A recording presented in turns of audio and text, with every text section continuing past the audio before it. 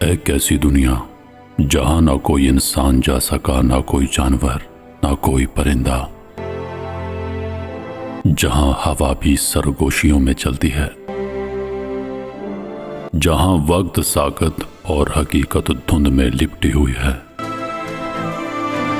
یہ ہے کوہ قاف، ایک پہاڑ نہیں بلکہ رازوں کا دروازہ۔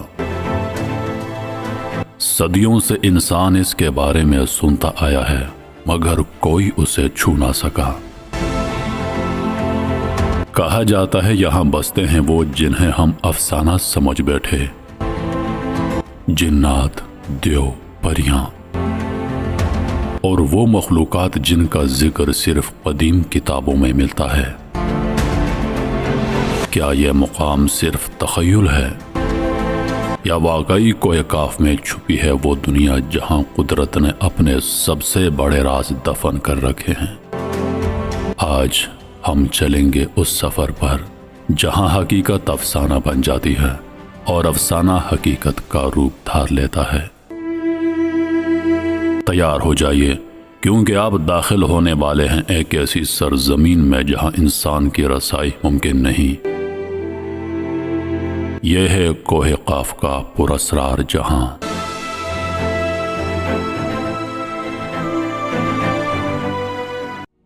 افسانوی پہاڑ جبل قاف، جسے ہم کبھی محض ایک کہانی سمجھتے تھے، در حقیقت واقعی موجود ہے۔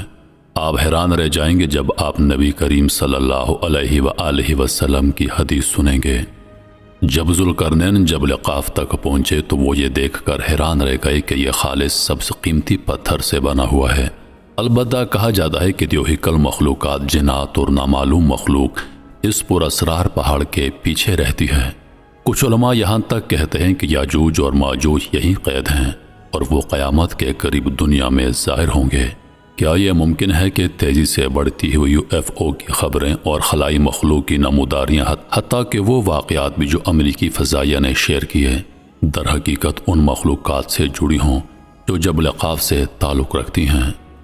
کچھ لوگوں کا کہنا ہے کہ اس پہاڑ پر ایک دروازہ، پورٹل موجود ہے اور وہ مخلوقات جنہیں ہم ایلین سمجھتے ہیں وہ بہت قریب آ چکی ہیں۔ ابن عربی کہتے ہیں کہ آخری زمانے میں انسانیت جنات اور دیگر روحانی مخلوقات یعنی خلائی مخلوق سے رابطہ قائم کرے گی۔ کیا یہ رابطہ پہلے ہی شروع ہو چکا ہے؟ کچھ اسلامی علماء کہتے ہیں کہ سورہ قاف قرآن میں اسی پہاڑ کے بارے میں ہے، تو پھر انہوں نے اور کیا انکشافات کیے ہیں؟ ان تمام روایات، نشانیوں اور موجودہ واقعات کا گہرائی سے جائزہ لے کر ہم جبل قاف کے سب سے بڑے رازوں سے پردہ اٹھائیں گے۔ ہم نے سنجیدہ ذرائع سے تفصیلی تحقیق کی ہے اور اس ویڈیو میں بہت محنت کی ہے۔ ہماری حمایت کریں، ویڈیو کو لائک کر کے اور کمنٹ میں اپنے ملک سے جبل قاف کی کوئی کہانی ضرور شیئر کریں۔ اگر آپ تیار ہیں تو آئیے جنات سے شروع کرتے ہیں۔ ایک وادی جو بھوتوں، روحوں، دیوہیکل مخلوقات اور عجیب و غریب مخلوقات کے لیے جانی جاتی ہے۔ ایک پہاڑ جو ہمیشہ تاریکی میں رہتا ہے، ایسا مقام جہاں نہ سورج نہ چاند کبھی چمکتا ہے، ایک پراسرار علاقہ جہاں آج تک کوئی انسان نہیں پہنچ سکا۔ لیکن کیا یہ جنات کی سرزمین ہے یا کسی اور دنیا کی طرف دروازہ؟ جب جبل قاف کا نام لیا جاتا ہے تو بھولی بصری عربی کہانیاں یاد آ جاتی ہیں۔ یہ کہانیاں ڈراؤنی اور جادوئی محلوں پر مشتمل ہیں جنہیں جنات اور روحوں نے اپنے قبضے میں لے رکھا ہے۔ کچھ اسلامی ذرائع کے مطابق جبل قاف جنات کا گھر ہے اور ان کے جیسے دیگر مخلوقات بھی وہاں پر رہتی ہیں۔ قدیم زمانوں میں جنات کے گروہوں نے اس جگہ میں اپنی بادشاہتیں قائم کی تھیں۔ کچھ اسلامی ذرائع یہ بھی کہتے ہیں کہ یاجوج اور ماجوج یہیں پر قید ہیں اور وہ آخر الزمان میں دنیا میں باہر آئیں گے۔ یہ بحث جاری ہے کہ جو عجیب خلائی مخلوقات کی ویڈیوز ہم اکثر سوشل میڈیا پر دیکھتے ہیں، کیا ان کا تعلق ان مخلوقات کی آمد سے ہے؟ بہت سے لوگوں کا ماننا ہے کہ ہم آخری زمانے میں جی رہے ہیں اور یاجوج اور ماجوج جلد ظاہر ہوں گے۔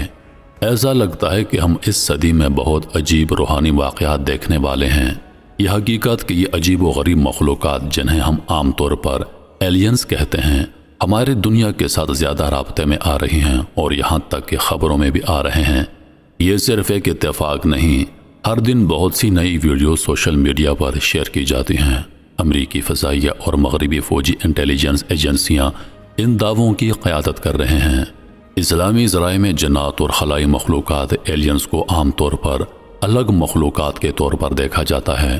البتہ کچھ اسلامی علماء اور محققین یہ تجویز کرتے ہیں کہ جو نامعلوم پرواز کرنے والی اشیاء UFOs اور خلائی مخلوقات کے واقعات آج رپورٹ ہو رہے ہیں وہ دراصل جنات کا کام ہو سکتے ہیں۔ مثال کے طور پر علی رضا دمرکان تجویز کرتے ہیں UFOs وہ ٹیکنالوجیز ہو سکتی ہے جو جنات نے بنائی ہو۔ ان کے مطابق سلیمان علیہ السلام کے زمانے میں جنات سائنسی اور فنون میں ترقی یافتہ تھے۔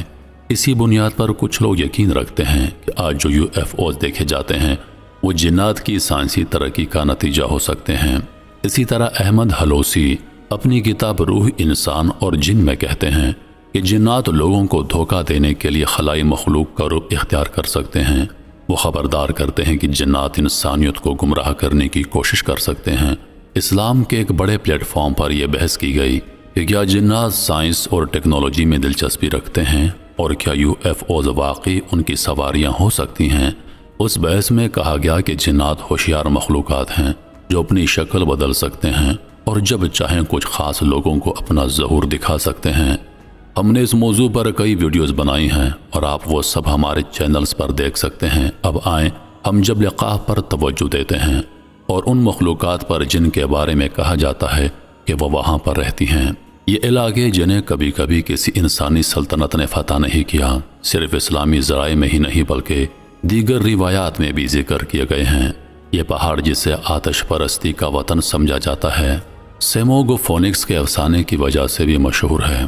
کہانی کے مطابق جبل قاف سبز پتھروں سے بنا ہے اور ان پتھروں کے عکس سے آسمان کو سبز رنگ حاصل ہوتا ہے۔ امام قزوینی کے مطابق جبل قاف مختلف علاقوں میں تقسیم ہے۔ اس کی 70 بادشاہتیں چاندی کی ہیں اور 70 سونے کی۔ عربی ذرائع میں کہا گیا کہ جبل قاف دنیا کا سب سے بلند پہاڑی سلسلہ ہے اور اللہ نے زمین کو سہارا دینے کے لیے اسے پیدا کیا۔ یہ یقین کیا جاتا ہے کہ زمین پر موجود تمام پہاڑ زیر زمین جبل قاف سے جڑے ہوئے ہیں۔ اسی وجہ سے جبل قاف کو تمام پہاڑی سلسلوں کا مرکز سمجھا جاتا ہے۔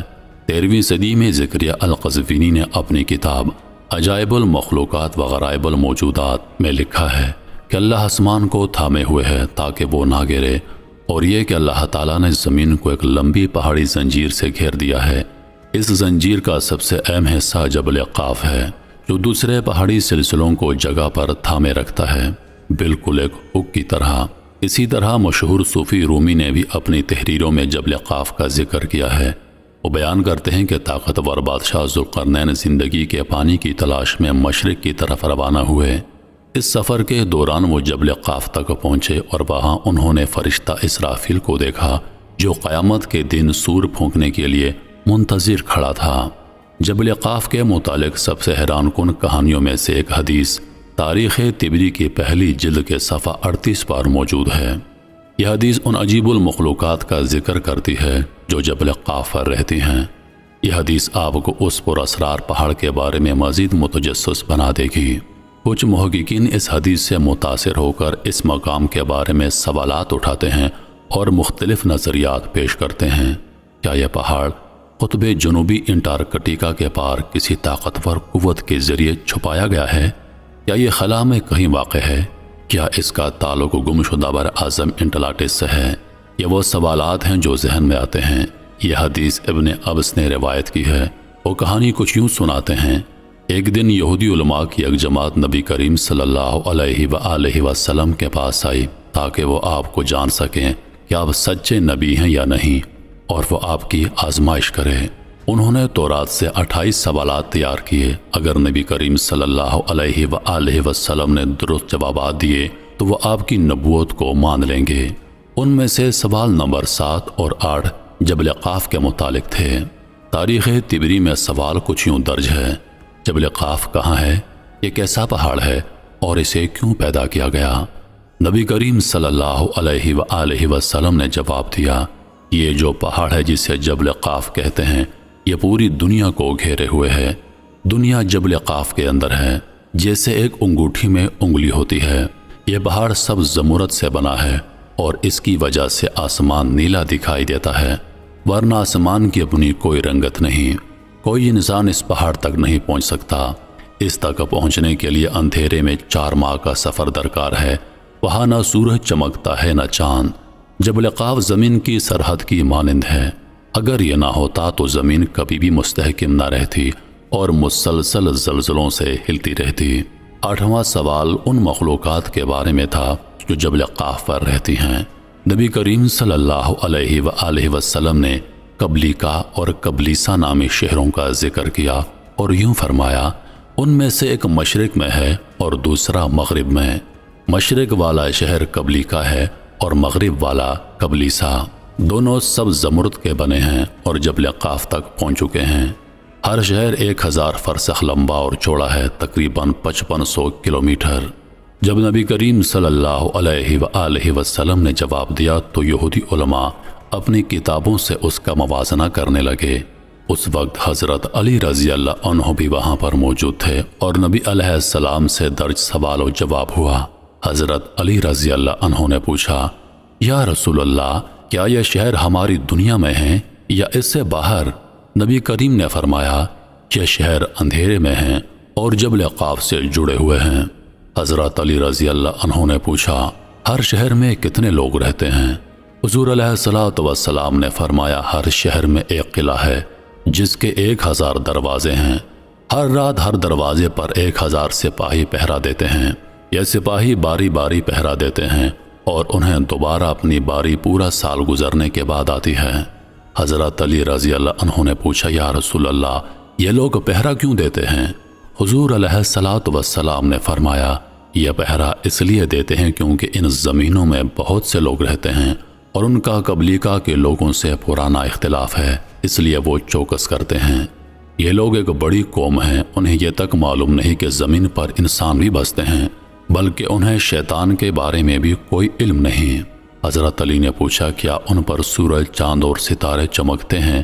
حضور علیہ السلام نے فرمایا، انہیں علم ہی نہیں کہ اللہ نے سورج اور چاند کو بھی پیدا کیا ہے۔ ان کی روشنی جبل قاف سے آتی ہے، ان کے پتھر اور دیواریں خود روشنی کی مانند چمکتی ہیں۔ حضور علیہ السلام نے ان علاقوں کے لوگوں کے بارے میں مزید فرمایا، یہ لوگ نہ کچھ کھاتے ہیں نہ کچھ پیتے ہیں، ان کے جسموں کو کپڑوں کی ضرورت نہیں ہوتی۔ یہ فرشتے نہیں ہیں لیکن فرشتوں کی طرح عبادت کرتے ہیں۔ ان میں سب مرد ہیں، کوئی عورت نہیں۔ حضرت علی رضی اللہ عنہ نے پھر پوچھا، ان کا مذہب کیا ہے؟ کیا وہ جنتی ہیں یا دوزخی؟ حضور علیہ السلام نے فرمایا، وہ جنتی لوگ ہیں اور دین اسلام پر عمل کرتے ہیں۔ معراج کی رات جبریل علیہ السلام مجھے ان کے پاس لے گئے، میں نے انہیں اسلام کی دعوت دی اور انہوں نے اللہ پر اور مجھ پر ایمان لایا۔ میں نے ان میں سے ایک کو اسلام کے ارکان سمجھائے اور وہ وہی میرا نمائندہ اور پیشوا بن گیا۔ پھر جبریل مجھے یاجوج ماجوج کے پاس لے گئے، میں نے انہیں بھی اسلام کی دعوت دی لیکن انہوں نے انکار کیا۔ وہ سب کے سب کافر ہیں۔ وہ جگہ جہاں وہ رہتے ہیں بہت دور ہے اور کوئی وہاں نہیں پہنچ سکتا۔ وہاں پہنچنے کے لیے 4 ماہ کا اندھیرے میں سفر کرنا پڑتا ہے۔ البتہ حضرت ہود علیہ السلام کے زمانے میں قوم عاد کے 3 افراد جو ایمان لے آئے تھے وہ اس شہر میں جا پہنچے اور ان لوگوں کے ساتھ بس گئے۔ جب یہودی علماء نے نبی کریم صلی اللہ علیہ وآلہ وسلم کی باتیں سنی اور دیکھا کہ سب کچھ ان کی کتابوں سے مطابقت رکھتا ہے تو وہ بہت حیران ہوئے۔ تاریخ طبری کے مطابق ان میں سے تمام سوال کرنے والوں نے اسلام قبول کر لیا۔ تو اب سوال یہ ہے، جبل قاف زمین پر کہاں ہے؟ تمام مباحثوں کے باوجود کیا جبل قاف واقعی اس دنیا میں موجود ہے؟ یہ ایک بحث طلب موضوع ہے۔ اس کی وجہ یہ ہے کہ جب حضرت علی رضی اللہ عنہ نے پوچھا کہ کیا یہ جگہ ہماری دنیا میں ہے یا کہیں اور، تو حضور نے جواب دیا، یہ ایک ایسی جگہ ہے جہاں سورج اور چاند موجود نہیں اور وہاں پہنچنے کے لیے اندھیرے میں 4 ماہ کا سفر ہے۔ جبل قاف پر آج بھی بحث اس حدیث کی وجہ سے ہے جو تاریخ طبری میں درج ہے۔ اس پہاڑ کے ممکنہ مقام پر بہت سی مختلف آراء پائی جاتی ہیں۔ کچھ کا خیال ہے کہ جہاں 4 ماہ تک سورج اور چاند نہ ہوں وہ جگہ زمین پر نہیں بلکہ خلا میں ہو سکتی ہے۔ دوسروں کا ماننا ہے کہ وہ جگہ انٹارکٹیکا ہو سکتی ہے جہاں سال کا آدھا حصہ اندھیرے میں گزرتا ہے۔ کچھ کا کہنا ہے کہ جبل قاف ایک مادی دنیا میں ہے مگر انسانی آنکھ سے چھپی ہوئی ہے۔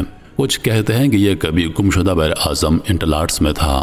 دلچسپ بات یہ ہے کہ جبل قاف پیریریس کے نقشے پر بھی نظر آتا ہے جس میں ایک پہاڑی سلسلہ دکھایا گیا ہے جو انٹارکٹیکا سے جڑا ہوا ہے۔ کئی لوگ سمجھتے ہیں کہ جبل کاف اور اس کے گرد علاقے انٹارکٹیکا سے کہیں آگے تک پھیلے ہوئے ہیں اور ایک وسیع رقبہ گھیرے ہوئے ہیں۔ تاہم کچھ لوگوں کا ماننا ہے کہ یہ تمام معلومات انسانیت سے چھپائی جا رہی ہیں۔ جبل کاف کے بارے میں سب سے دلچسپ دعووں میں سے ایک ایڈمرل برڈ سے جڑا ہوا ہے، جو ایک امریکی نیوی کے افسر تھے۔ ان کی ڈائری کے مطابق انٹارکٹیکا پر ایک فلائٹ کے دوران انہوں نے ایک غیر معمولی واقعہ دیکھا۔ انہوں نے ایک ایسا علاقہ دریافت کیا جہاں زمین کا منظر اور جانور کبھی دیکھے نہیں گئے تھے۔ انہوں نے ایک مختلف نسل کی مخلوق بھی دیکھی اور ان سے رابطہ بھی کیا۔ جبل کاف کہاں پر موجود ہے یہ کوئی نہیں جان سکا۔ امید کرتا ہوں کہ ویڈیو آپ دوستوں کو پسند آئی ہوگی۔ مزید ایسی ویڈیوز کے لیے ہمارے چینل کو سبسکرائب کریں اور ساتھ میں موجود گھنٹی کے بٹن کو ضرور دبائیں تاکہ ہماری ہر نئی آنے والی ویڈیو سب سے پہلے آپ تک پہنچے۔